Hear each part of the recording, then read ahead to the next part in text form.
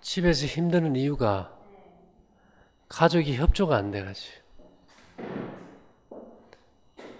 그게 제일 문제예요. 집에서 할 때. 뭐 남편 저녁 차려달라 그러지. 애들 밤늦게 들어오지. 그게 쉽지 않지요. 어쨌든 오늘 여러분 오신 거 환영합니다. 우리 강수자 모치님 많이 괜찮으세요? 그 아드님이 얼굴이 딴 사람이 된 것 같아가지고 내가 조금 예, 예, 다들 이게 좀 어찌 보면 시시한 같은데 효과가 날 때는 하루만 해도 효과가 달라져 버려요. 사실은 굉장히 빨리 효과가 납니다. 근데 우리가 여기서 이제 하는 게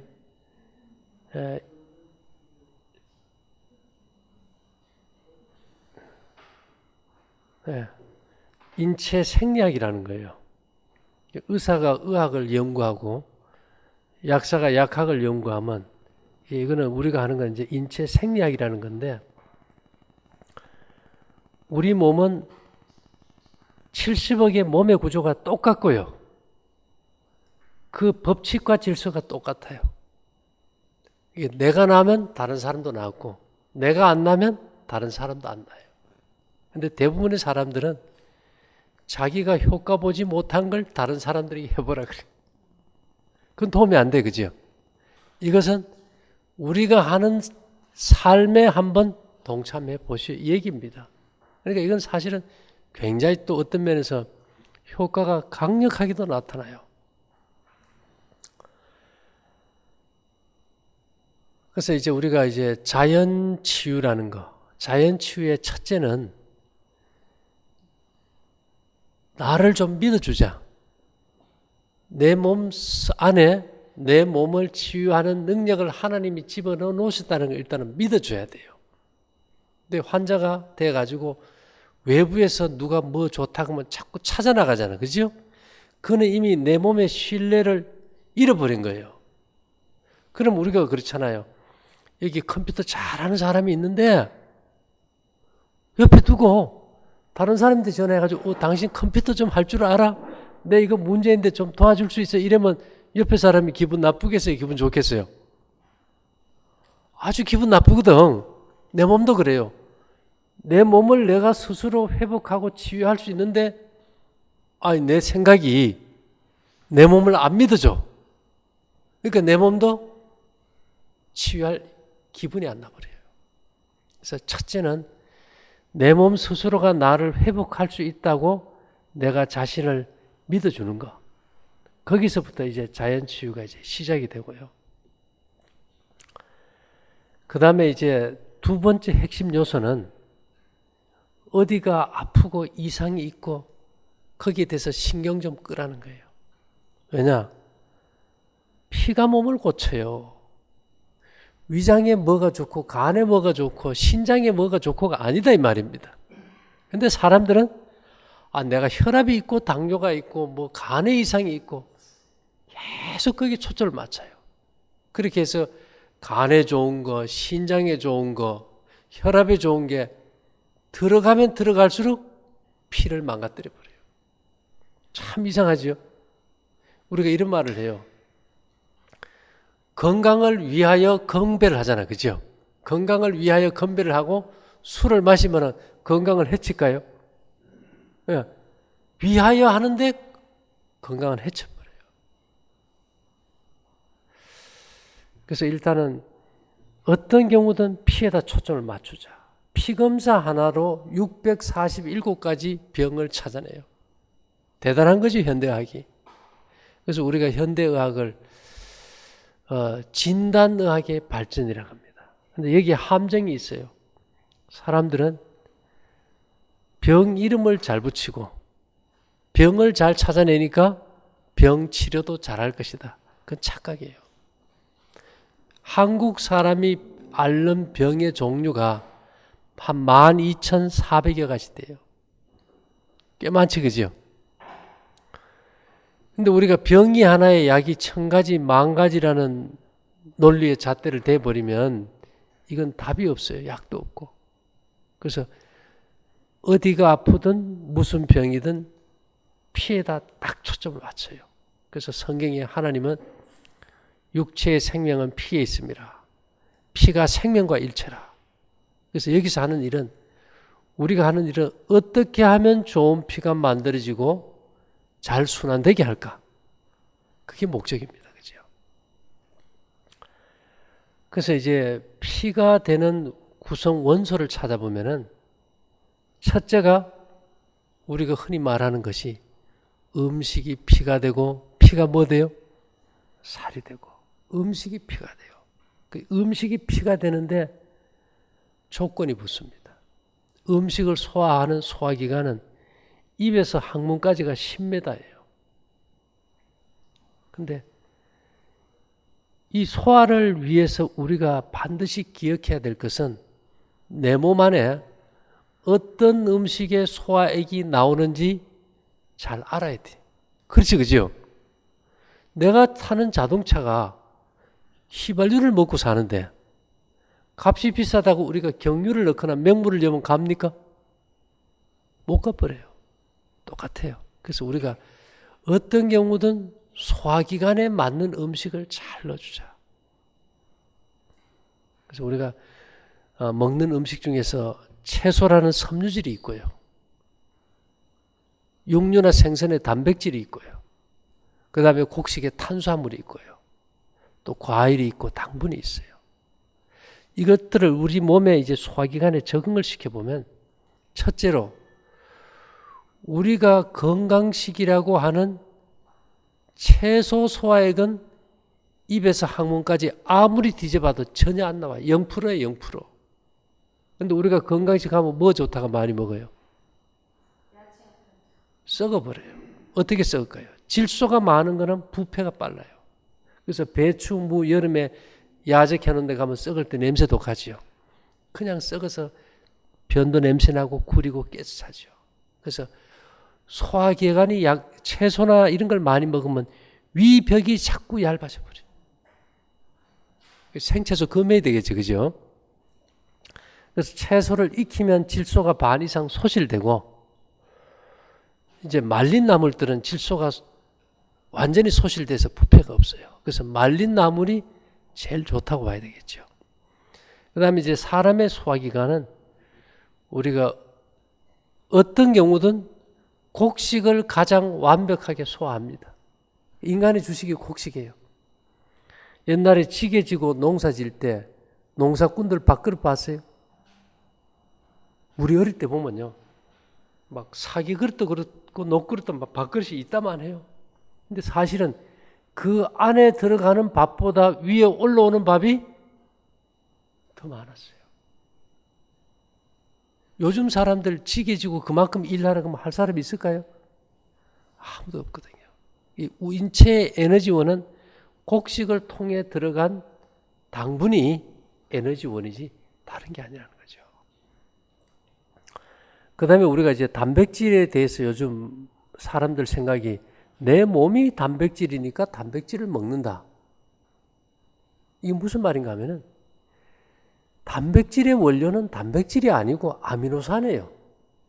병원에 가서 닌겔의 주사를 맞으면은 필수 아미노산이 있고 비필수 아미노산이 있어요. 필수 아미노산은 반드시 집어넣어줘야 단백질 합성에 필요한 아미노산. 비필수 아미노산은 내가 공급을 안 해서 내 몸 안에서 만들기 때문에 꼭 넣어주지 않아도 될 때 비필수 아미노산. 그래서 우리가 곡식에는 단백질은 부족해도 필수 아미노산이 충분하기 때문에 단백질이 필요가 없어요. 근데 만일에 우리가 육류나 생선의 단백질을 먹게 되면은 이 단백질 소화액이 인체에는 거의 탄수화물 소화액의 10분의 1 정도밖에 없어요. 그러면 이게 소화가 될까요? 썩을까요? 그냥 썩어버려요. 그래서 육류나 생선이나 우유나 이런 걸 먹고 화장실 가보면 대변의 냄새가 어때요?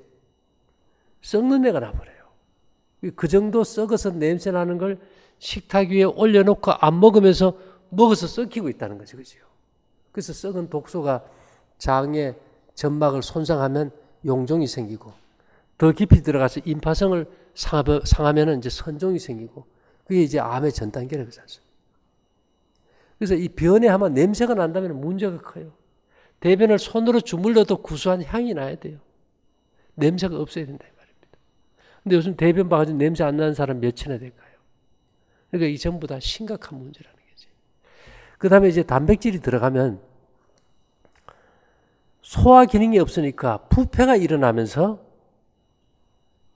이제 여러 가지 죽은 시체독, 부패독, 뭐 푸토마인, 푸토레신, 황산, 요산, 인산 이 독성 물질들을 간에서 해독하지 못하면은 우리 몸이 치명적이 돼버려요. 그리고 이제 단백질이 부패될 때 암모니아 가스가 많이 생깁니다. 간이 안 좋아가지고 간성 혼수 오는 사람이 왜 간성 혼수가 올까요? 단백질이 부패될 때 생기는 암모니아 가스를 간에서 해독 못 해주면은 이 가스가 혈액을 타고 내에 들어가면은 뭐가 와버려요? 멀쩡한 사람이 정신을 잃어버려요. 그래서 우리가 단백질 신화도 버리고 생채소 신화도 버려야 돼요. 이건 전혀 인간의 소화기관에 안 맞아. 휘발유 엔진에 경유를 넣는 게 아니고 콜탄을 넣어가지고 가려는 거예요. 그러면서도 우리는 최고의 영양 건강식을 하고 있다고 자부하거든요. 그래서 일단은 좋은 피가 만들어지기 위해서 인체가 요구하는 에너지원이 뭔가. 그 다음에 이제 이 소화기관이 제일 싫어하는 것이 고기가 그렇게 해롭지만은 소화기관이 제일 싫어하는 음식이 뭔가 하면 당분이에요. 애들 사탕 먹으면 밥 먹습니까? 사탕 하나만 들어가도 위가 30분을 안 움직여요.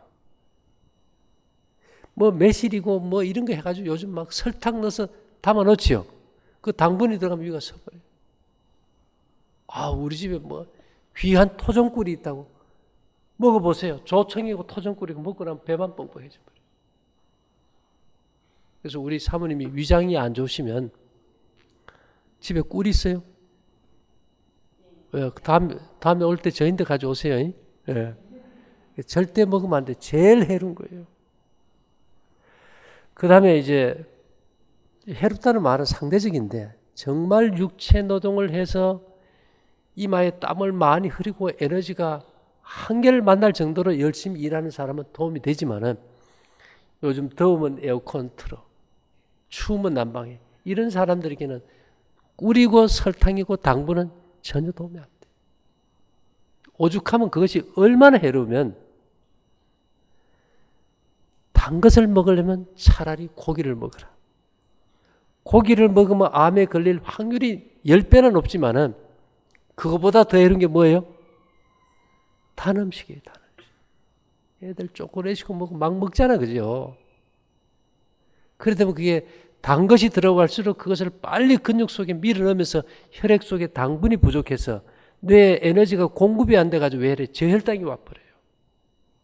우리 저 사모님 당뇨 그 저혈당 오면 한번 경험해 보셨어요?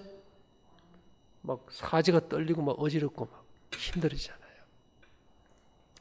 그래서 우리가 음식이 피가 될 때 어떤 재료를 넣어줘야 되는지 그걸 조금 기억하시면 좋겠고요. 그 다음에 이제 그 음식의 질로 치면 곡식이 최고고, 그 다음에는 이제 익힌 채소에다 이제 소금이 참 중요합니다. 그 다음에 우리가 이제 일반적으로 인체에 필요한 영양 원소를 5가지로 분류하면 5대 영양소라 그래요. 이제 단백질, 지방, 탄수화물, 비타민, 미네랄인데 넘치는 거 자꾸 얘기할 필요 없잖아, 그죠? 제가 성경을 쭉 보다 보니까 예수님이 뭐 어떤 음식 좋다고 한 것이 전혀 없는데 딱 하나 좋다는 게 있어요. 소금은 좋은 것이로되. 야, 이게 소금이 왜 좋다 그랬을까?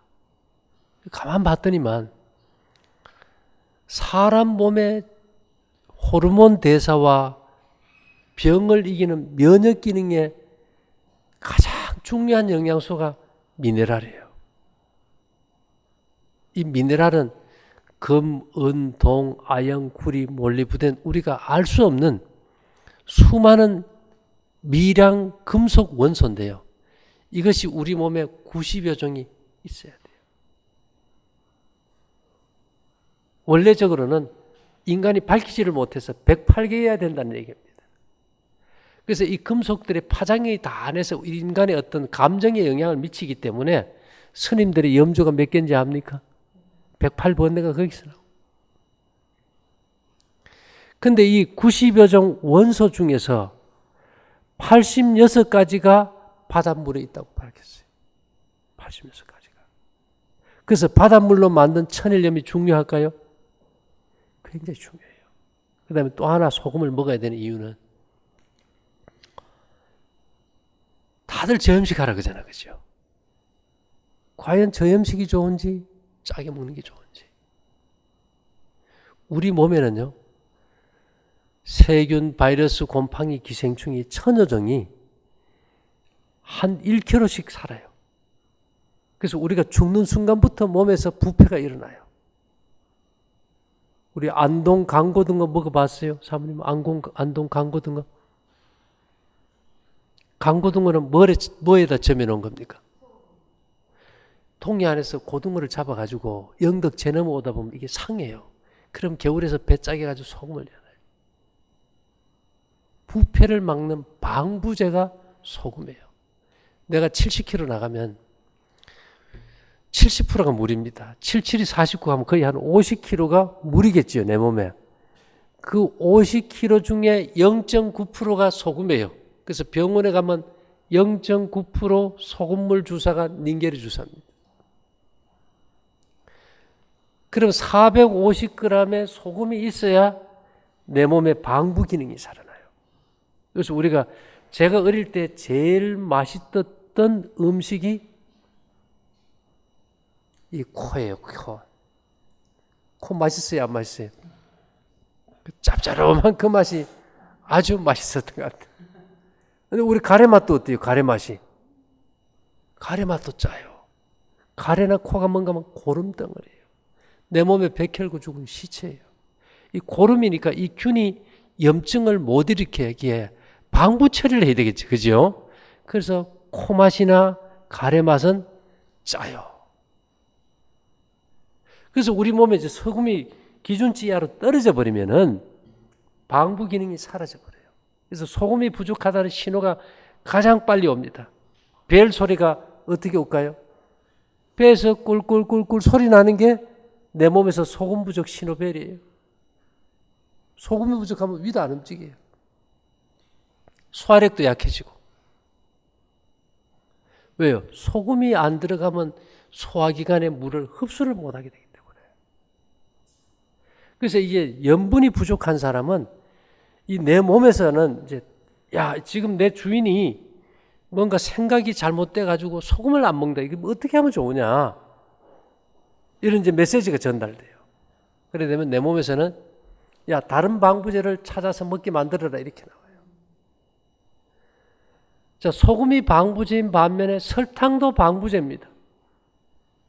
오디나 잼을 할 때는 소금을 안 넣어놓고 뭐를 넣나요?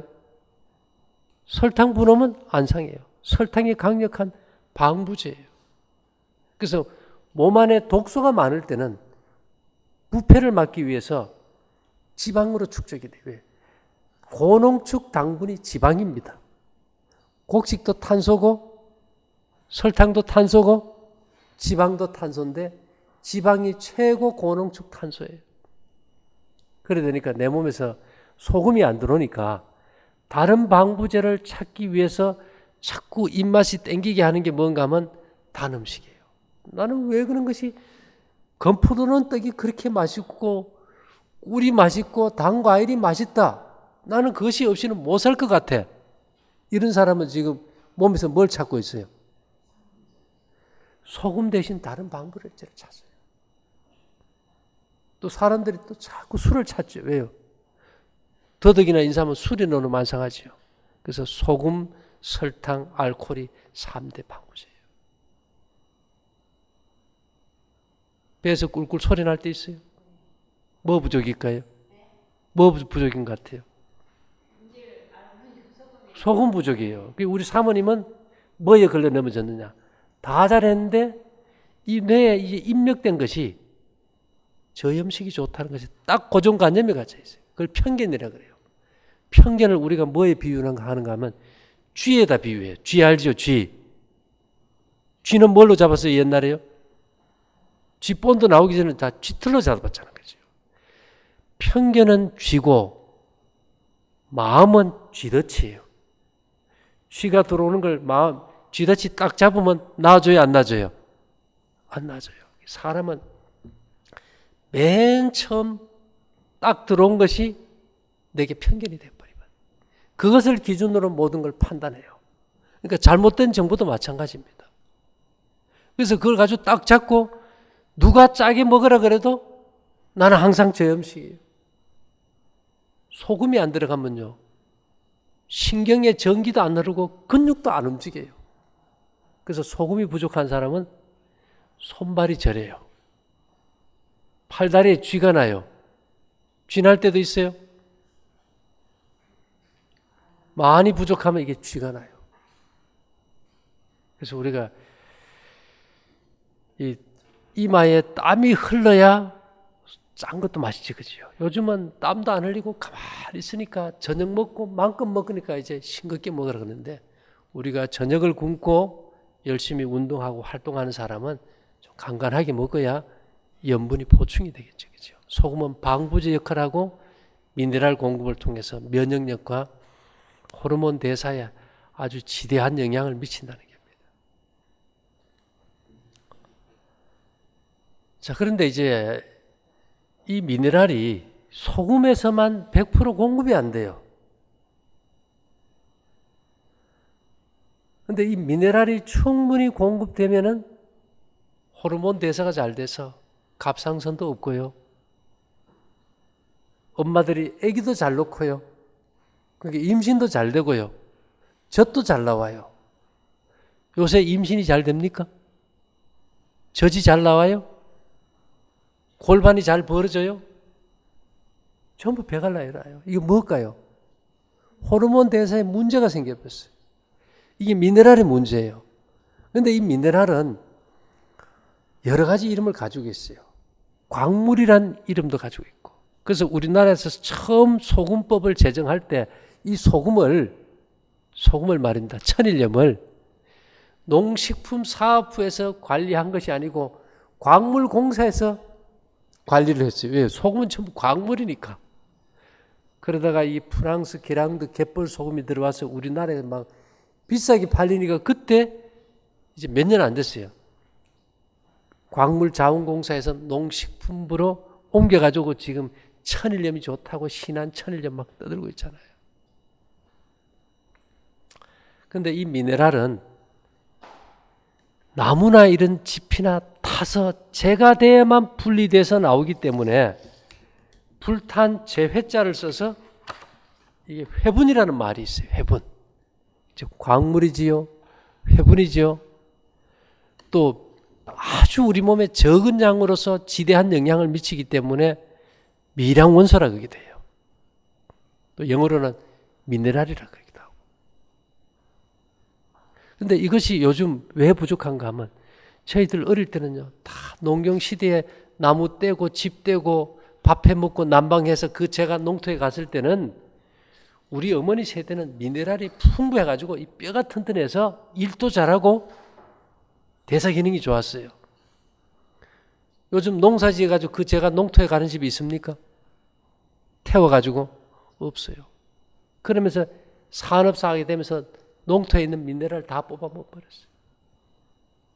그럼 우리 지금 농토에 미네랄이 있을까요? 거의 없습니다. 지금은 어디에서 공급되는가? 1년에 한 100톤 정도 공급되는 것이 거의 별똥별 알죠? 별똥별. 별똥별이 떨어질 때 그 운석이 내려오면서 타가지고 그것이 농토에 공급되는 것 외에 인위적으로 제가 농토에 가는 미네랄은 없어져 버렸어요. 그죠? 근데 그러면 이 미네랄이 어디에 제일 많이 축적되는가 봤더니 통곡류의 현미 껍질에 제일 많이 축적이 되더라. 그래서 사람들이 뭐 먹게 했어요? 현미밥 먹게 했는데 그게 별로 도움이 안 된 거예요. 왜요? 이건 태워지지 않으면 분리돼서 안 나오니까. 지금도 저 재래시장에 가면은 지프로 엮은 이런 삼태기에다가 보리나 옥수수 차 끓여 먹는 거 팔지, 그죠? 살짝 볶았어요? 태웠어요, 좀? 태웠어요, 좀, 그죠? 까뭇까뭇하게. 그래야 거기서 뭐가 우러나니까. 예, 그 엽차가 그 미네랄 먹는 거였다고요. 요즘은 그것도, 그거 대신 전부 커피로 돌아갔지만, 커피도 태워도 볶잖아, 그죠? 기름집에 가서 기름 짜는 것도 거의 태워도 볶지, 그죠? 미네랄 때문에 하는 거예요. 지금 이 미네랄이 지금 바닥이 나버렸거든. 그래서 우리가 미네랄이 그 중에서도 제일 많은 게 통곡류의 껍질이다. 왜요? 나무는 아무리 태워도 고소한 맛이 나요, 안 나요? 짚을 태워서 고소한 맛이 납니까? 안 나요? 들깨, 참깨 아주 고소하지요? 미네랄이 아주 많아요. 볶음국식 고소하지요? 미네랄이 아주 많아요. 그래서 우리가 볶음국식에다 볶음국식으로 만든 떡을 먹으라는 이유가 단백질, 지방, 탄수화물, 비타민 때문이 아니고 뭐 때문에 먹으라는 겁니까? 미네랄 때문에. 우리가 왜 보면은 과외 공부할 때 왜 쪽집게 도서 알지, 그죠? 시험 문제 나올 것만 딱 찍어줘. 건강도 그래요. 우리가 뭐 이게 좋고 저게 좋고 돌아갈 게 없어요. 이 시대에 필요한 것은 미네랄밖에 없어요. 우리 아버지 시대에 필요한 것은 진짜 단백질이었고 탄수화물일 수 있다면 이 시대에는 우리에게 미네랄이에요. 거기에 초점을 맞춰버리면 모든 문제가 해결돼 버린단 말입니다. 자다가 나무 다리 끌듯이 넘치고 풍족한 뭐 탄수화물, 단백질을 왜 자꾸 섭취하려고 하냐 이 말이에요. 그건 과잉이 돼서 지금 문제인데. 그 다음에 이제 우리가 이제 중요한 것은 이 피라는 것은 우리가 음식은 한 달을 안 먹어도 살아요. 그렇지, 그죠? 공기는 5분만 숨 안 쉬면요. 죽어버려요. 그래서 사실은 피의 생명력을 주관하는 것은 산소 이상 가는 게 없어요. 근데 이 산소가 어디를 통해 들어오는가 하면 이게 폐 사진이에요. 그죠? 참, 우리 몸의 구조는 묘하게 되어 있는 게 폐의 넓이가 20평 아파트 넓이만 합니다. 근데 오른쪽은 3개고요. 왼쪽은 이파리가 2개예요. 왜 그럴까요? 왼쪽은 심장이 있기 때문에 심장이 들어갈 공간을 채워주기 위해서 이파리가 2개고 오른쪽은 3개예요. 근데 특이한 거는 폐는 스스로 호흡하지 않는다. 대장간에 풀무질을 할 때 이렇게 바람 넣듯이 폐가 산소를 빨아들이지 않고 폐 밑에 이렇게 가로놓인 횡격막이 상하로 풀무질을 해줘야 돼. 근데 이 횡격막 바로 밑에 뭐가 있어요? 밥통이 있어요. 위장이. 우리가 미역 고사리 물에 넣으면 불지, 그지요? 쌀을 밥을 하면 부피가 늘어나고 죽을 끓이면 더 늘어나지요.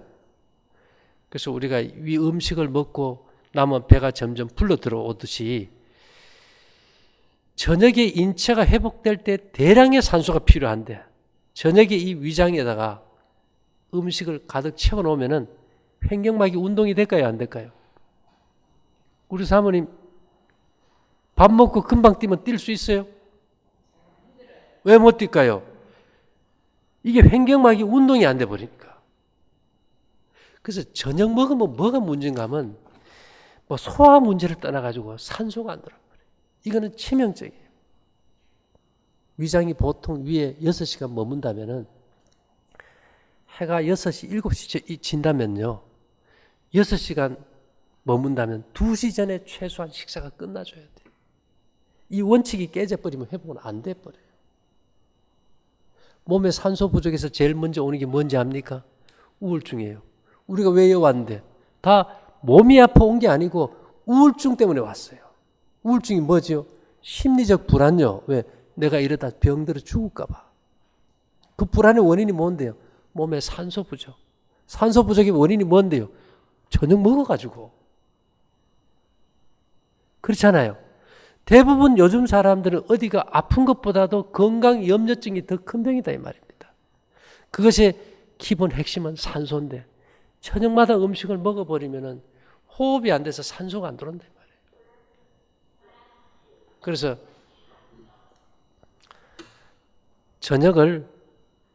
점심을 먹고 저녁을 굶는다는 것이 얼마나 중요한지 이제 기억해야 되고요. 그 다음에는 이 산소가 들어오려면은 우리 몸에 이 법칙이 있는데요. 각자의 몸의 체온의 온도가 인체는 정온 동물입니다. 일정한 온도를 유지해야 돼. 그죠? 몇 도요? 36.5도. 그 다음에 이제 뭐 항온 동물은 뭐 때에 따라서 온도가 체온이 올라가고 내려가요.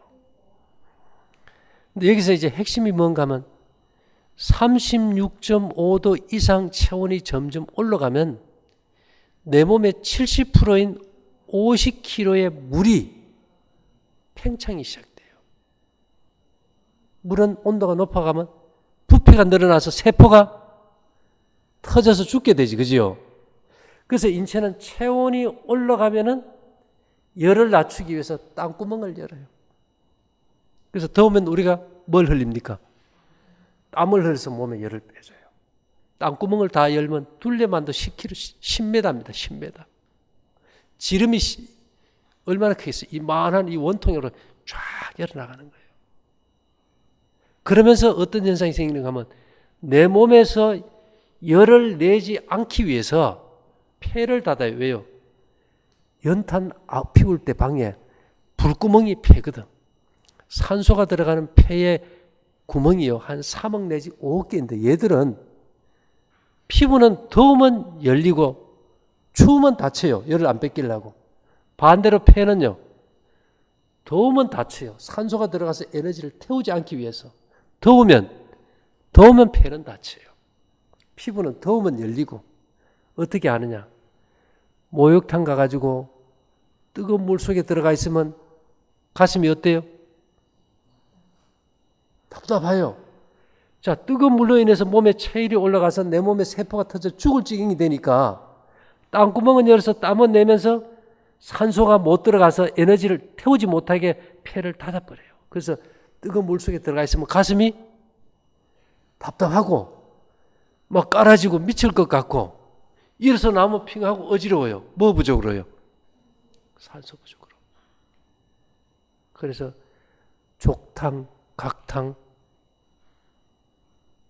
뜨거운 물 뭐요? 찜질방 하면 되겠어요? 안 되겠어요?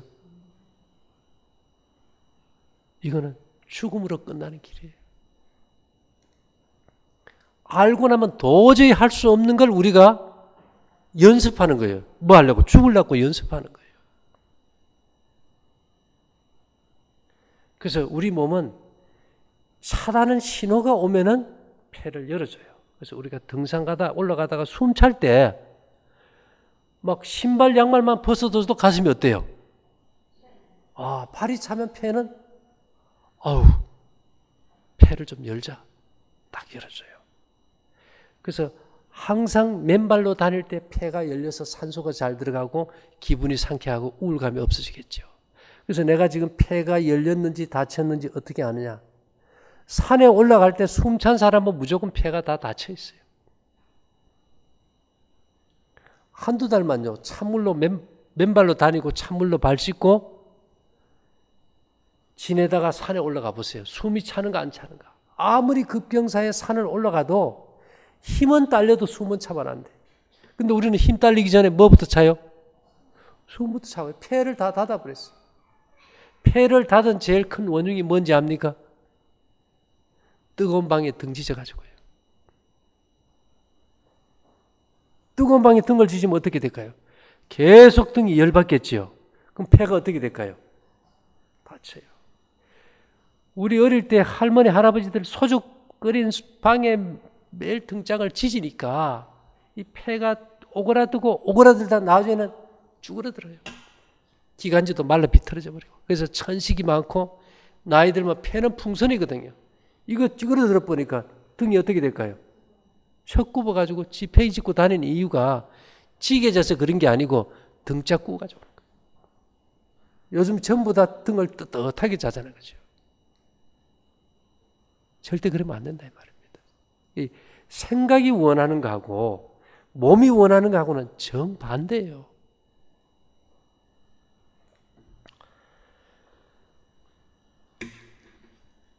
자, 그 다음에 우리가 우리 저게 사모님이 간에 열이 받쳐가지고 자꾸 위로만 열이 올라가고 밑으로 열이 안 내려가. 어떻게 발 쪽으로 이 화기를 내려보낼까? 찜질방 다니셨어요? 와이고. 자주 간 사람 매일 가니까. 자, 잘 들어보세요. 우리 몸의 혈관 길이가 12만 킬로. 얼마인지 상상이 안 가는데 지구 한 바퀴가 4만 킬로예요. 내 몸의 혈관이 지구를 3바퀴 돌려요. 피가 1초에 빠르게 달리면 60m 달려요. 시속 200km 이상으로 달려요. 근데 문제는 심장이 뛰는 힘은 최대 힘이 450g이에요. 고기 한 근이 몇 g입니까? 고기 한 근도 들었다 놨다 못해요. 우리 몸 전신의 피를 돌리려면 80톤 이상의 압력이 필요해요. 혈액순환은 대개 모세혈관의 모세관 운동입니다. 한 51억 개의 모세혈관 중에 38억이 팔다리에 있고 제일 많은 게 손끝 발끝에 있어요. 우리가 집안에 보일러를 설치해서 이렇게 돌아갈 때 공기가 차면은 순환이 돼요, 안 돼요? 진공기 생기면 순환이 안 돼요. 그 찌그러진 혈관에 공기가 차면은 순환이 안 돼요. 그래서 우리가 체하고 순환이 안 되면 바늘 가지고 심장을 찔러요, 손끝을 찔러줘요. 모세혈관을 찔러서 진공을 빼주는 거예요. 그럼 피가 돌아요. 근데 제일 큰 혈액순환은 다른 것이 아니고 대류현상입니다. 대류현상이 뭔가 하면 봄이 되면 북쪽 시베리아의 찬 공기하고 남쪽 더운 공기가 만나지, 그지요? 그러면 찬 공기와 더운 공기가 섞일 때는 엄청난 기류가 생겨요. 지금 굉장히 더울 때인데 제가 그런 경험은 없지만 사법고시 공부를 해야 된다고 합시다. 잠을 쫓고 공부를 해야 되는데 스트레스는 받고 머리가 열받았어요. 공부를 안 할 수도 없고. 그러면 뜨뜻한 물을 대야에 담아놓고 내가 발을 담그겠어요? 찬물을 담아놓고 담그겠어요?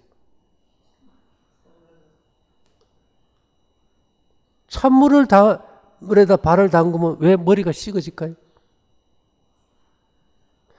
찬물에 담글 때는 머리 맑아지라고 담가, 그죠? 찬물에 담그면 왜 머리가 맑아질까? 지금 머리가 열받는데 이게 뜨겁단 말이에요. 남쪽에 더운 기후예요, 그죠? 발이 찬물에 담그는 거는 북쪽의 시베리아 찬 공기예요. 그래 되면 발과 머리가 서로 대류 현상이 일어나요.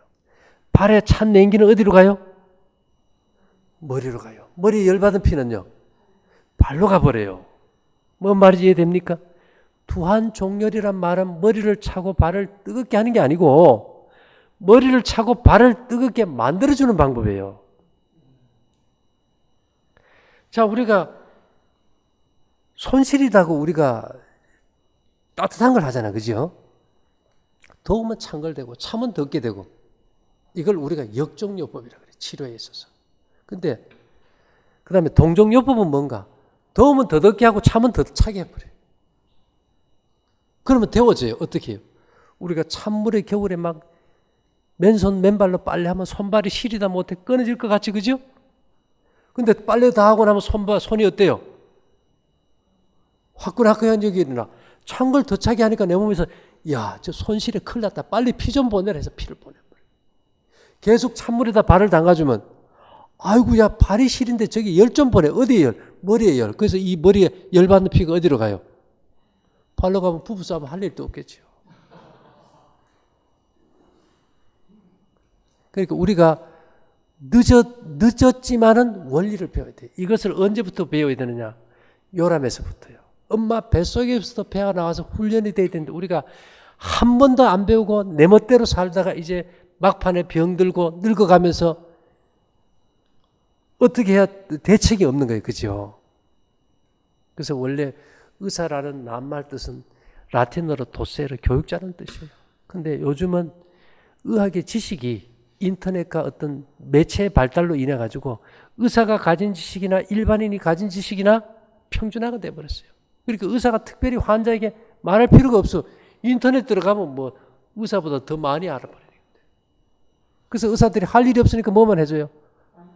예, 가세요. 야, 1분 걸렸네. 빠르면 30초. 여기 환자는 뭐예요? 답답한 거예요. 그래서 우리가 그 답답한 문제를 어떻게 가장 쉽고 우리가 쓰는 용어로 이해해서 설명하고 생활에 실천할 수 있는 기회로 삼을까 해서 우리가 모인 거예요. 그래서 미국 우주홀 연구소 현판에 뭐라고 써있는지 압니까? 책을 읽지 말고 자연을 읽어라. 우리 몸이 자연의 일부예요. 경험의 책이에요. 그죠? 그래서 우리가 몸을 잘 올바로만 알아버리면 그 다음에는 절대 안 속아 넘어가. 그래서 이제 혈액순환의 균형이 깨지면 병이 오는데요. 피는 원래 머리에서 발로 내려가야 됩니다. 피가 위로 올라가면요. 피가 거꾸로 선다 그래요. 우리가 화가 나는 사람, 우리 사모님 피가 거꾸로 가요. 그러기 위해서는 오늘부터 양말 벗고 슬리퍼 신고 기회 되면 찬물에 발 씻고 찬물에 발 담그고 꼭 필요하겠죠? 마음이 착 가라앉아져 버려요. 그 다음에 이제 더 중요한 거는 피는 밑에서 위에서 밑으로도 순환이 되지만 겉과 속이 돌아야 돼요. 근데 피는 뜨거운 것으로 가는 본성적인 기능이 있어요. 지금 날이 덥죠? 더우면은 우리가 이 피부 밑에 이 혈관이 있어요. 이걸 정맥이라 그래요. 동맥은 뼈 바로 위에서 가니까 잘 안 보이는데 이 정맥이 내 몸의 피의 최대 50%까지 저장해요. 그래서 아주 더운 여름에는 이 머리하고 소화기관의 피가 피부로 다 가버려요. 그래서 여름에 더울 때 앉아 일하다가 갑자기 일어서면 어때요? 머리가? 핑 하고 어지러워요. 피가 부족한 것이 아니고 피가 더 어디로 가버렸어요? 피부로 다 가서 머리하고 소화기관에 피가 없어요.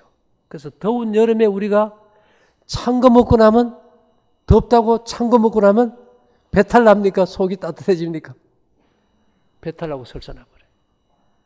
그래서 날이 더울수록 속은 냉해져 있어.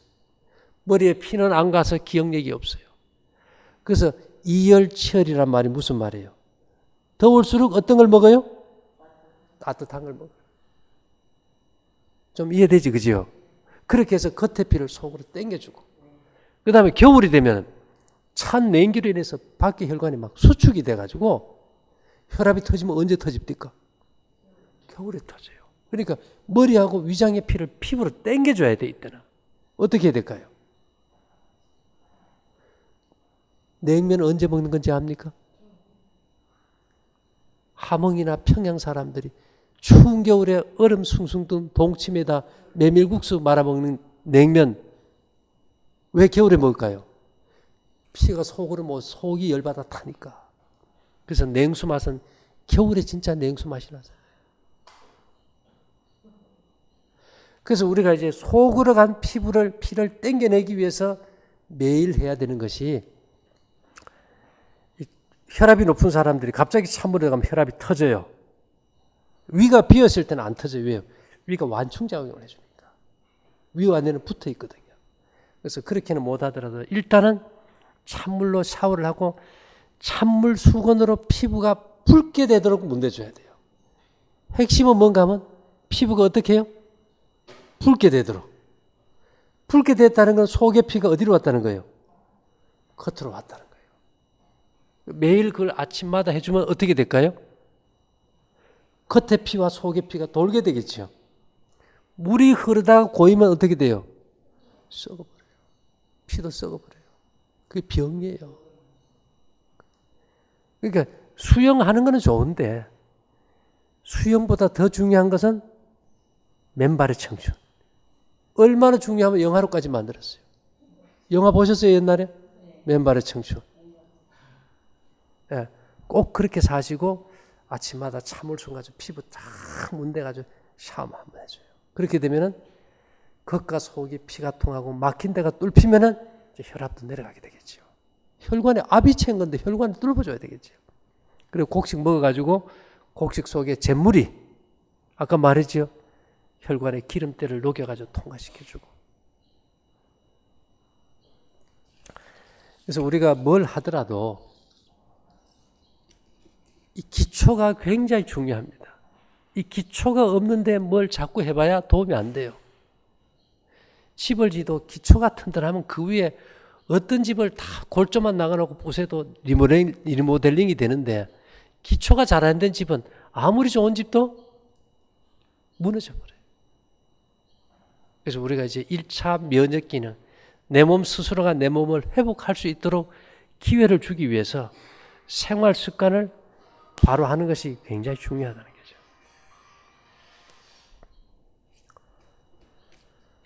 자, 우리 사모님 뭐 궁금한 거 있어요?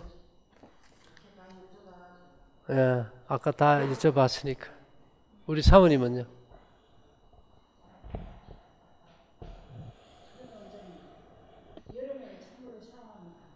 괜찮습니다.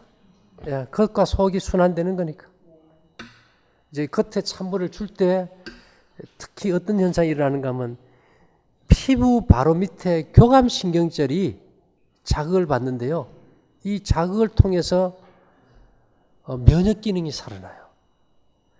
그 다음에 우울증이 치료돼요. 그래서 우리가 찬물에만 한번 들어갔다 나오면 막 본인도 모르게 막 노래를 부르고 있거든. 예, 예. 예, 그래서 우리가 이게 마약보다 더 중독이거든요. 예, 이제 음식 자체의 독이고 그 독성이 들어갔을 때가 문제죠. 예를 들면은 우리 몸에 이제 질병의 원인을 따질 때 우리가 이런 말을 하죠. 계란이 먼저냐, 닭이 먼저냐. 병도 그래요.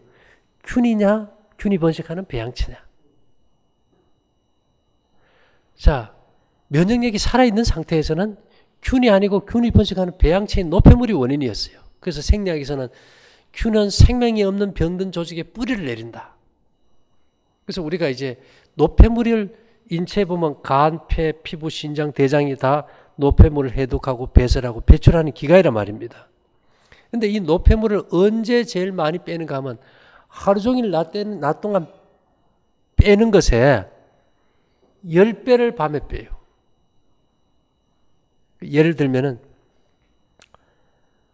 우리가 밀폐된 방에서 자고 아침에 밖에 나가 운동하고 들어오면 냄새가 어떻습니까? 하룻밤에 내 몸의 세포가 바뀌어요. 우리 몸이 11개월, 12개월, 1년이면 내 몸의 조직은 1년 전에 몸은 하나도 없어. 다 새로운 조직이에요. 근데 하루 저녁에 내 몸이 죽어나가는 고기가 최하 600g에서 1kg예요. 밀폐된 방에 자고 나면 내 몸이 썩어서 나간 그 고기 냄새입니다. 그런데 이제 육류나 매식을 하고 들어오면은 그 독소가 빠질 때 은의 색깔이 변하죠. 그래서 우리가 이걸 하는 데 있어서 참 힘드는 게 흔히 말하기를 반병신이 힘든다는 거예요. 이게 차라리 암이다, 희망이 없다 이러면 목숨을 걸어요. 그죠? 뭐 그렇다고 아직 당장 죽을 병이 아니면 친구 만나면 뭐 한번 먹어야 되고 아들 놈은 또 한번 먹어야 되고 이러다 이게 깨져버려요. 그래서 여기 올 때 절대로 혼자 오면 안 돼요. 가족이 같이 와야 돼. 애들도 오고 남편도 오고 아내도 오고 다 와야 돼. 그래서 이 가정이 협력해서 바꿔야 되는 이유가 세상에서 제일 큰 범죄가 뭐예요? 가정 파괴가 제일 큰 범죄예요. 현재 가정 파괴 1호 범위 질병입니다. 건강 문제예요. 그래서 이것은 절제하고 내 몸이 회복되는 것은 건강의 문제가 아니고 가정 회복 문제라는 겁니다. 병들고 나면은 뭐 아무리 이쁘고 하고 좋아하는 사람도 잔병에 효자 없다 그러잖아요. 잔병에 효자 없어. 그래서 우리 사모님 다음에 오실 때 집에 선생님이나 자녀들 데려오세요. 그래서 가족이 같이 하는 집들은 실패하는 가정이 없어요. 다 성공하니까. 그래서 이제 우리가 이제 뭐 행복 바이러스가 뭐 웃어서 행복 바이러스라는데 저는 그렇게 생각해요. 진짜 행복 바이러스는 건강이다. 건강이다. 그래서 진짜 건강의 법칙이 전념이 돼가지고 이 원리가 우리 일반 가정이나 학교에서 일반 상식이 돼서 온 가족들이 실천한다면 금방 달라져 버리죠. 그래서 아까 말씀드렸듯이 저녁 먹으면 이미 끝나버린 거예요. 건강 계획의 기초는 저녁 식사입니다. 그래서 우리가 흔히 말하기를 늦은 저녁은 죽음으로 끝나는 병의 시작이다. 100명의 의사를 찾기 전에 저녁을 굶어라. 모든 병이 그 병 가장 잘 고친다는 의사 100명 찾아가는 것보다 저녁 굶는 게 효과적이다. 그리고 내 몸에다 저녁 식사를 집어넣는 것은 내 몸을 원수 취급하는 거다. 왜요?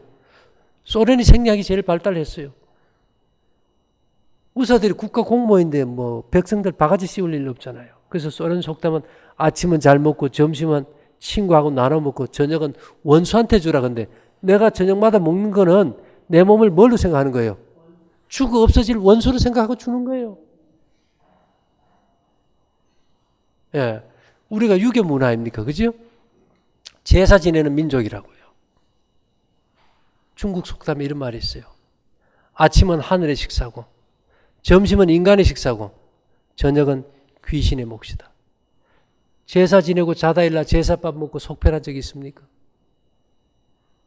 절대 없어요. 그래서 핵심은 저녁 식사와의 싸움이에요. 간식과 저녁 식사. 이것만 목숨 걸어도 대한민국의 병의 7, 80%는 없다고 봐야 돼요. 뭐 곡식 이거요. 처음에 사 먹지만은 하다 이제 잘하면 만들어 먹으면 돼. 뭐 만드는 방법이 어려운 것도 아니고 밥도 해 먹는데 왜 이거 못 해 먹어요? 다 해 먹지. 그래서 제가 바라기는 뭐 꼭 병 때문에 우리 거 사 먹으라 그런 게 아니고 저희 아버지가 우리 사남매가 아무도 결혼 안 했을 20대 제가 거의 20살 무렵에 암으로 돌아가셨어요. 중요한 거는 돌아가신 것이 문제가 아니고 그 순간부터 우리 어머니는 과부예요. 우리 사남매는 애비 없는 자식이고 경제가 다 없어져 버려요. 비참해져 버려요. 그래서 그런 걸 미리 막아야 되는 겁니다. 미리 막아야 돼요. 우리 사모님이 건강 지키는 것이 이미 결혼해서 자녀를 낳으면 내 몸에 나의 소유가 아니고 가족의 소유고 사회의 소유고 국가의 소유예요. 이 몸을 갖다 돈벌이의 어떤 물건으로 취급할 수는 없다는 겁니다. 그래서 우리가 함께 깨어서 이런 삶을 지향하고 모두가 행복하기를 바라자 하는 거지. 우리가 여기서 식당을 하고 곡식을 판다고 해서 뭐 은과 놋을 판다고 그 뭐 수입자 이거 안 해도 우리 다 먹고 살아요. 이렇게 일단은 생각을 한번 바꿔보세요. 편견을 갖다 깨버리고 내 몸이 생각이 좋은 삶이 아니고 몸이 원하는 삶 거기만 목숨 건다면은 빠른 시일 내에 도움이 될 겁니다.